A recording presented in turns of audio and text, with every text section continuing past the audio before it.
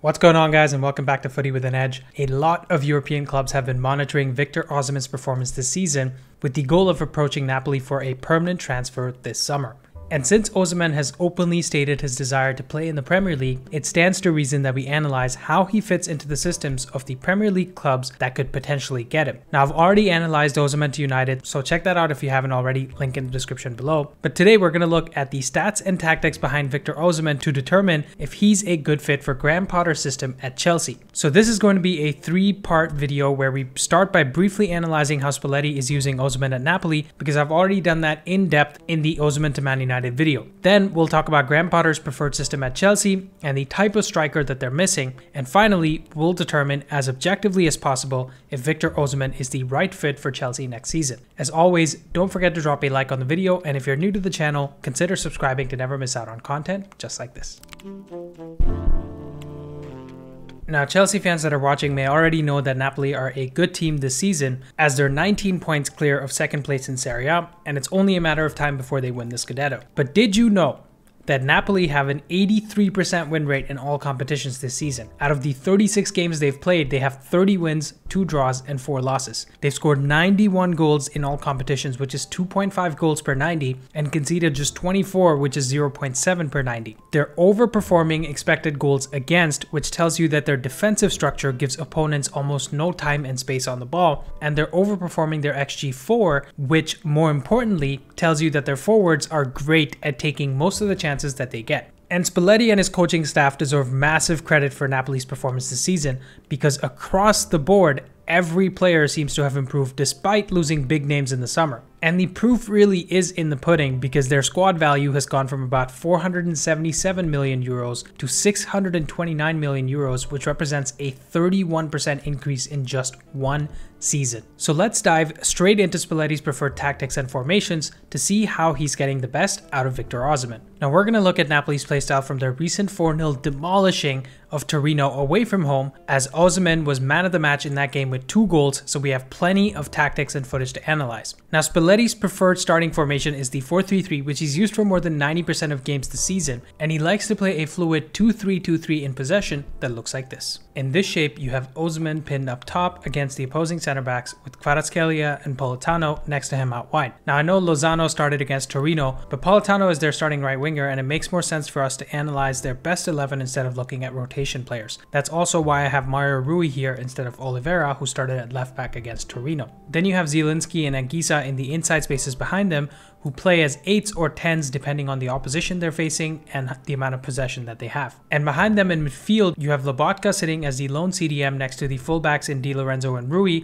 who again play narrow or wide depending on the opposition they're playing and depending on the kind of possession that they have. Now, there's an interesting dynamic between the fullback, midfielder, and winger on both sides, which I've explained in detail in the United video, but the gist of it is this. In the first phase of play, that's when the ball is progressing from defense into midfield, Politano or Lozano on the right hand side like to drop deep into midfield near the touchline to offer a passing option, whereas Kvaratskhelia likes to hold on the touchline as well, but a bit higher than them. And what this does is it allows Anguissa to make earlier runs into the channels here compared to Zielinski, who stays more narrow and runs later into the wide areas. So to explain Spalletti's footballing philosophy at a high level, he asks his team to do 3 things. He likes his teams to attack quickly by getting the ball up the pitch fast with vertical passing wherever possible. So attacking with speed is number 1. He likes his players to be good at playing more than one position, so the wingers have to be able to drop into midfield and create chances for the runners that get in behind, and the striker has to be good at running channels on both sides. The midfielders have to be good at overlapping on the wings like I just described, while also get back and defend at a high level. And the defenders have to be good at filling the fullback areas when they're in transition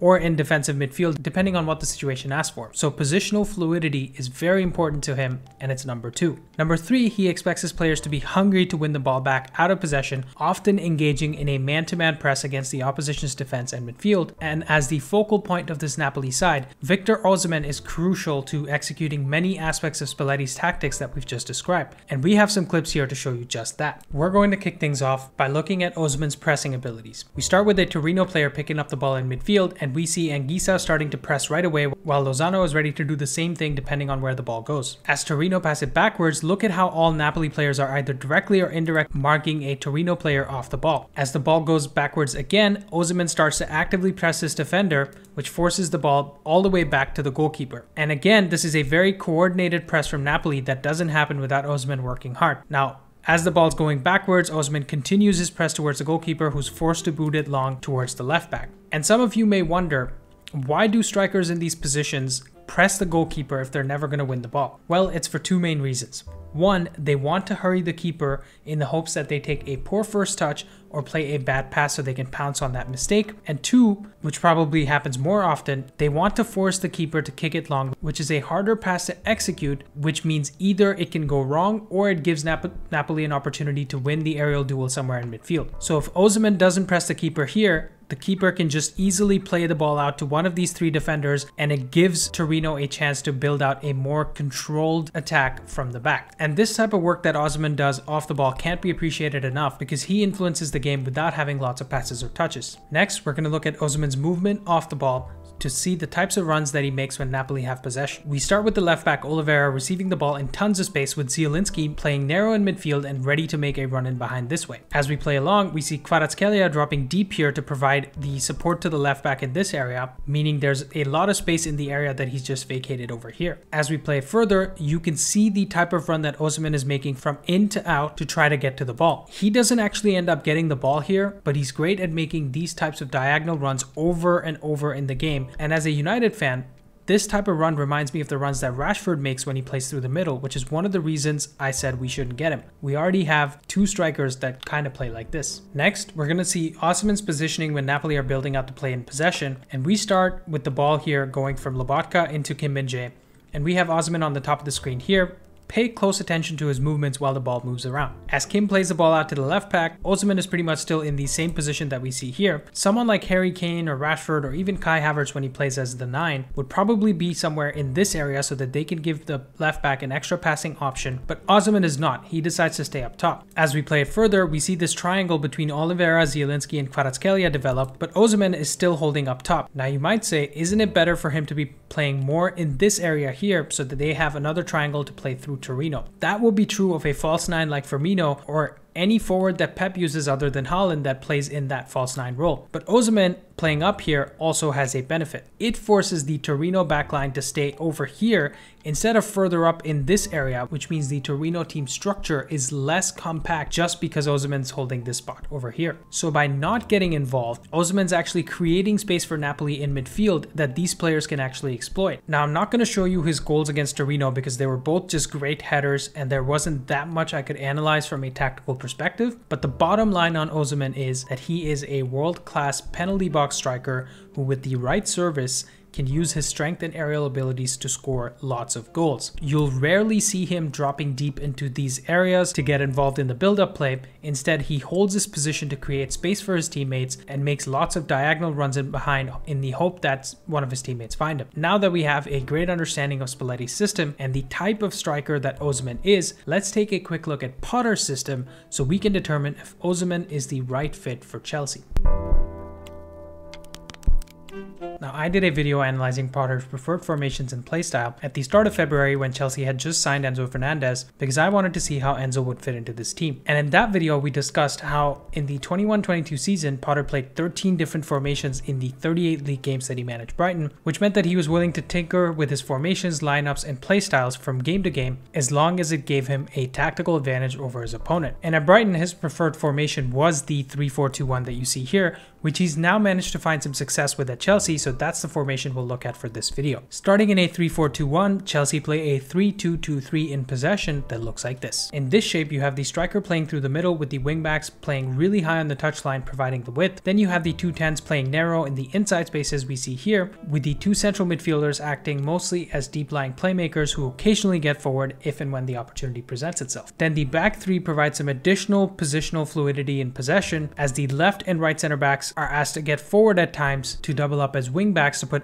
extra pressure on the opposition. So this can look like a 2-3-2-3 in possession as well. And at the risk of sounding like a broken record, we have to discuss Potter's footballing philosophy again because it helps us make sense of the overall picture. He wants tactical and positional fluidity, especially in the final third. He wants his team to create overloads in wide areas to make space for runners through the middle, and he wants to use these tactics to dominate possession, create lots of chances, and high expected goal numbers. And we can understand this tactical and positional flexibility with the help of the tactics board here, as the front five that you see here, particularly the wingbacks, the striker, and the 2 10s, are expected to be very fluid in possession. The striker or center forward usually pulls out wide to draw one of the center backs towards them, which creates overloads in wide areas, but more importantly creates space through the middle that either the 10s or the wingbacks can exploit by making diagonal runs inside. So in possession, Potter likes a striker that can hold up the ball, link play, and make selfless runs in behind. So you might be wondering, if Osimhen is a penalty box striker who pins himself on the 2 center backs and doesn't really get involved in the build-up, how exactly does he fit into Potter's system at Chelsea? I have an answer for you.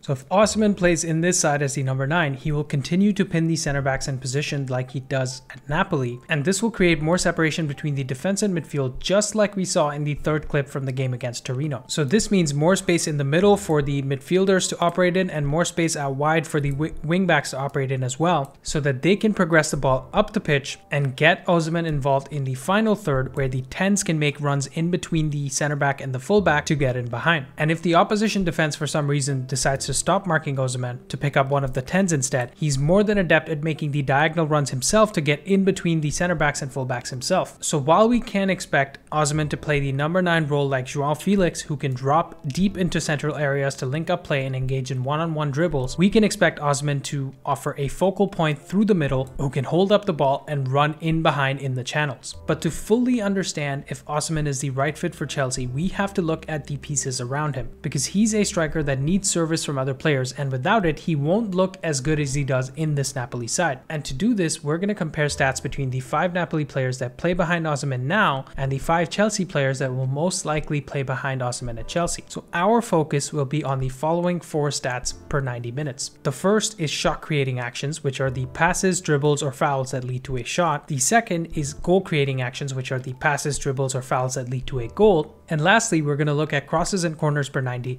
because of Osimhen's aerial abilities. So let's start with looking at Napoli's stats across these 4 metrics so we can set the bar to compare Chelsea players against. At Napoli this season, Matteo Politano has the most shot creating actions with 6.12 per 90, with the top 3 players combining to create almost 16 shot creating actions per 90. Then looking at goal creating actions, Napoli's leader is Kvaratskhelia with 1.15 per 90, with the top 3 combining for roughly 2 per 90. And in terms of crosses, Politano is the leader again with almost 6 per 90, with the top 3 players combining for 12 per 90. And for corners, the top 3 at Napoli combined for 6 per 90. Comparing these stats to Chelsea, Raheem Sterling actually has the highest shot creating actions with 3.5 per 90, with the top 3 players combining for just 10 shot creating actions per 90, which is 38% lower than Napoli's numbers. Enzo Fernandez has the most goal creating actions with 0.43 per 90, with the top 3 combining for 1.13 per 90, which is 43% lower than Napoli's numbers. And for crosses, Reece James and Ben Chilwell are tied at 5.67, with the top 3 players combining for 13.5 crosses, which is actually 12% higher than Napoli. And for corners, the top 3 at Chelsea combined for 4.81 per 90, which is 20% less than Napoli. Now, I know that's a lot of stats I threw at you there, but the key takeaway is that Chelsea are worse off in 3 out of the 4 categories we just discussed. So you might be convinced that Osimhen would never work at Chelsea, but this is not true, and I'll explain why. All of these stats are from the domestic leagues this season, a time frame in which Napoli have been the best team in the top 5 leagues based on their 2.63 points per game, and Chelsea are the 43rd best team by that same metric with only 1.41 points per game. So it's obvious that Chelsea's shot creating and goal creating actions are going to be worse when compared to Napoli. What's surprising is that they're not actually a million miles away despite being so much worse than Napoli. So as Chelsea play more games this season and go through the full preseason under Potter, you can reasonably expect Chelsea to output as many shot creating and goal creating actions as Napoli. But the thing that's indisputably clear to me is that Chelsea are a side that likes to put crosses into the box. In fact, when you add their crosses and corners per 90, Chelsea create almost exactly as many aerial opportunities as Napoli do. Now, if these stats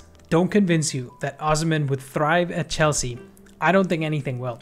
He is built for this type of service inside the box, and looks like Reece James and Chilwell in particular can get the best out of someone like Osimhen. And you know what?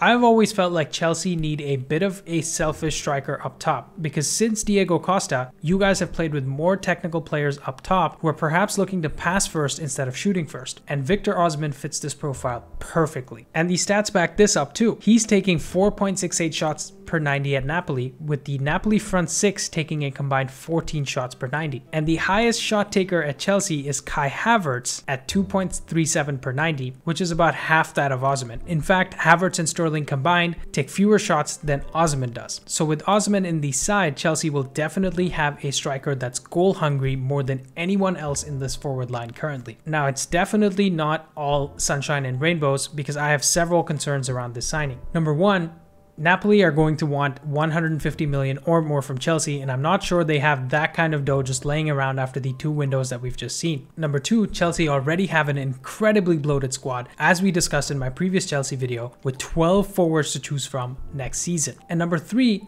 a striker is arguably not even the #1 priority for Chelsea. They probably need to add a CDM in the midfield to play next to Enzo Fernandez, because Kante will probably leave in the summer, and even if he doesn't, he's getting old. If Chelsea can address all 3 of these issues that I've just described and sign Osimhen in the summer, it's happy days for you Chelsea fans, because Osimhen is definitely a scary player for the Premier League. Chelsea fans, get in the comments below with your thoughts.